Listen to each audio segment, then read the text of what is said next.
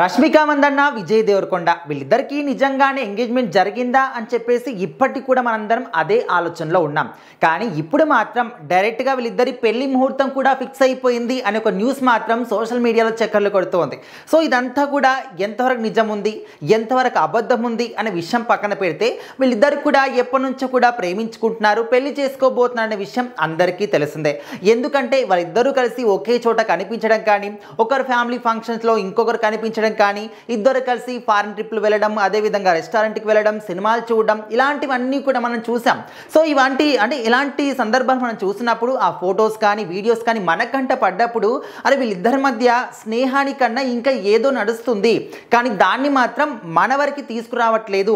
మనం కావాలనుకొని rumours spread చేసినా కూడా ఆ రూమర్స్కి కూడా ఏమాత్రం స్పందించట్లేదు.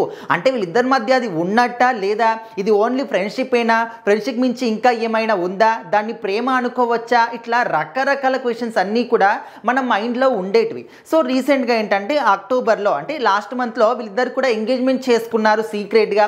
ఓన్లీ వాళ్ళ ఫ్యామిలీ వీళ్ళ ఫ్యామిలీ ఇద్దరు మాత్రమే ఉన్నారు అని చెప్పేసి కొన్ని ఫొటోస్ వైరల్ అయ్యాయి. సో వాటిని కూడా అది నిజము అని చెప్పేసి ఎవరు కూడా మనకు క్లారిటీ ఇవ్వట్లేదు. అవి ఏఐలో క్రియేట్ చేశారని కొంతమంది అంటుంటే, లేదు నిజంగానే జరిగిందని కొంతమంది అంటున్నారు. అక్కడ కూడా మనకు ఒక క్లారిటీ అనేది లేదు, 50-50 ఛాన్సెస్. సో ఇప్పుడు ఏంటంటే ఇద్దరు పెళ్లి ముహూర్తం కూడా ఫిక్స్ అయిపోయింది.